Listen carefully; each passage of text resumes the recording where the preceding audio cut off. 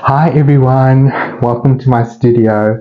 So there has been a lot of you saying that you want to see a little bit more behind the scenes content, just to get to know me a little bit better and just to sort of get what a normal studio day for me feel like. So for me, it's usually on a Monday. That's sort of traditionally the hairstyling off day in my trade, because I work on Saturdays. So I don't have a normal weekend like ordinary people. Because Saturdays is usually my busiest day of the week as a stylist. So my weekend only begins on a Sunday, and that's usually why my energy levels are very low on a Sunday. I don't always have the resilience to be social and to share. That is when I recharge my batteries. So I don't know if you can hear. Let me switch the button. So when you look out my studio window, this is a wall, as you know, that divides our property from a packing yard where the train comes through. So there's a massive space behind this wall where trains bring their cargo, and these massive tractors are loading and offloading the cargo containers. So I have to contend with this noise. So that's why my windows have to be closed. Otherwise, you guys won't hear me. But the advantage is it's sort of the train track runs sort of through a little bit of a nature reserve. So there's a lot of animals and a lot of birds, and there's a very large piece that's just a natural grassland with trees growing in it. So there's no human movement right here by our gate. But we do have to contend with the noise of the train sometimes, mostly during the day, which means that sometimes it feels like an earthquake when the trains start to pull away or when they come to a complete halt. So, yeah, let me just go show you my studio a little bit. So here's my little doggies. They decided to pay me a visit today. This is where I sit with my little pillow, and this is where I work.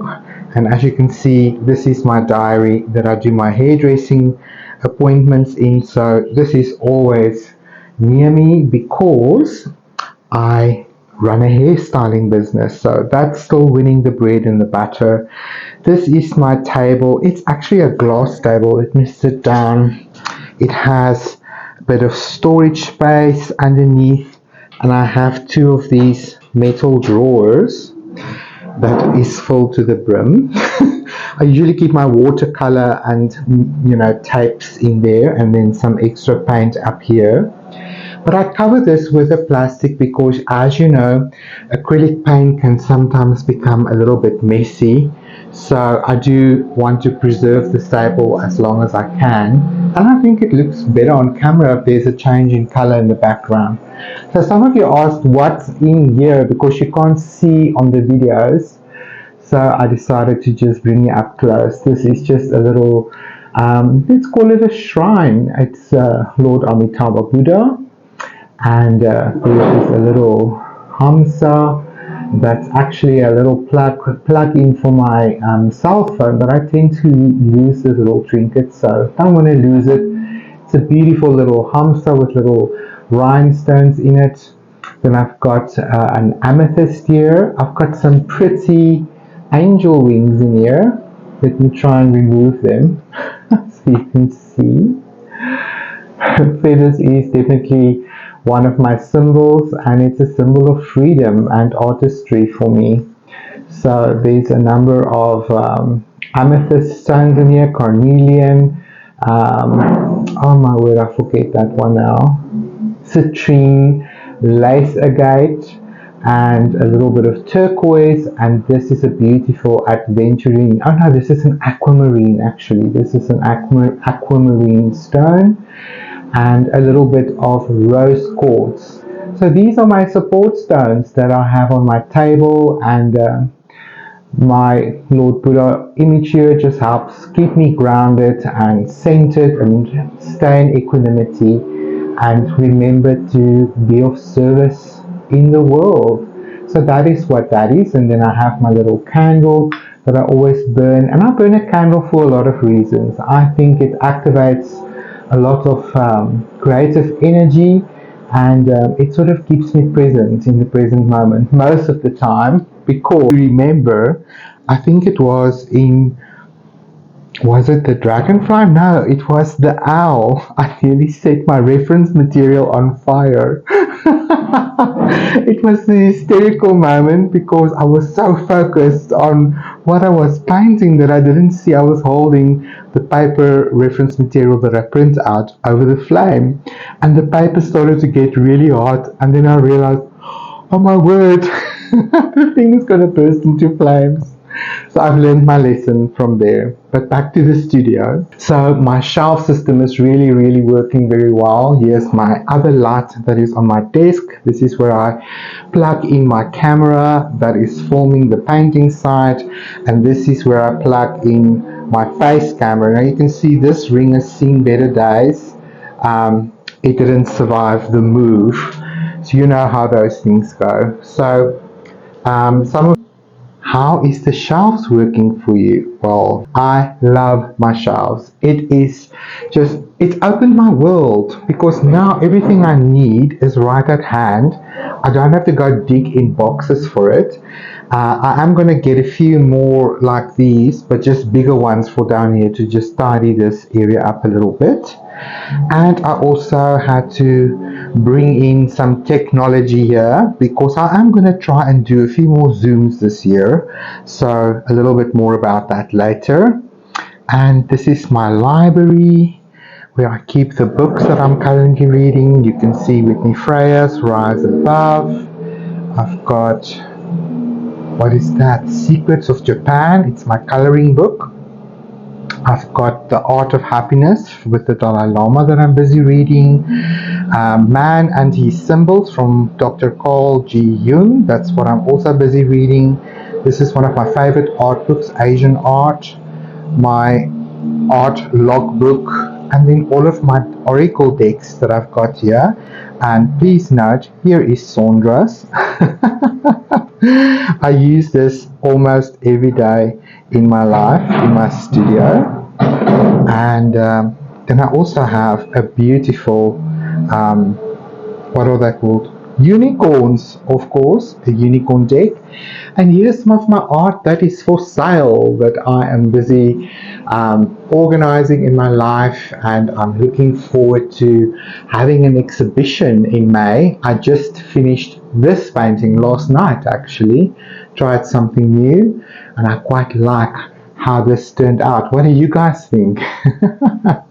I mean, this is also Sandra sent me this with the deck. It's a beautiful Hamsa blessing, but it was a Celtic connection. And then I have these two beautiful ceramic Buddhas on my shelf with some opaline, which is my birthstone, and I just love this beautiful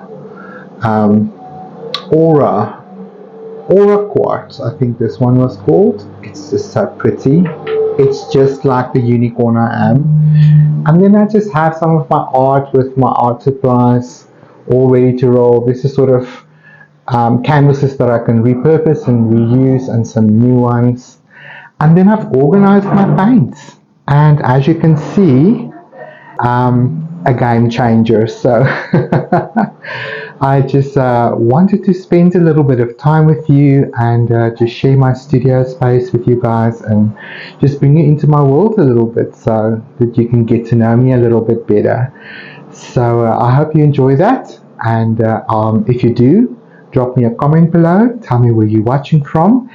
And herewith, I think I must give you a little bit of an invitation. Maybe you're new to my circles and you're watching this little video and you go, who is this person?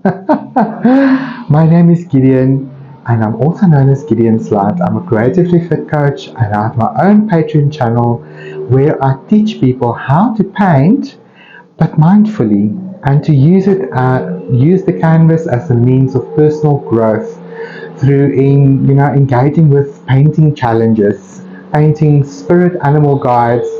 A lot of people think that I can't do it, but then they get into it with me because I guide you through every brush mark that you make, and the process is what we focus on more so than the end product. But the end product is always so pleasing and beautiful, and it's a symbol of your personal growth, so something to be proud of. So check out my Patreon channel. You can find me at Patreon under Gideon Slide Creative Coaching. I'll put in the link here for you guys and also in the description of this video so that you can find me and sign up. So Patreon is a fantastic creative platform that is basically where you can sign up. I've got two tiers. I've got a free tier if you just want to first familiarize yourself with Patreon before making a financial commitment. You can join my channel for free. So after downloading Patreon app, you can just set up your profile and you can find so many creators out there, but you find me and sign up. But if you want to get into the painting practice right away and delve into more than 300 videos that is immediately available for the paying tier, which is only $5 a month, that's not a lot, and you have access to everything.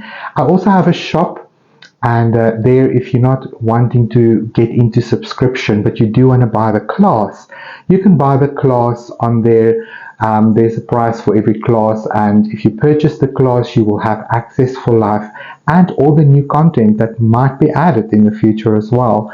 So there are those two options. You can jump on and get off at any time. Join me for a month and see how it goes, and so much to get into. And I'm really hoping to spend this beautiful year of the snake with you guys, activating your creativity and just supporting your creative heart. That is my ultimate goal. So thank you for spending some time with me. I hope to see you guys real soon, and my arm is getting tired. So bye bye for now.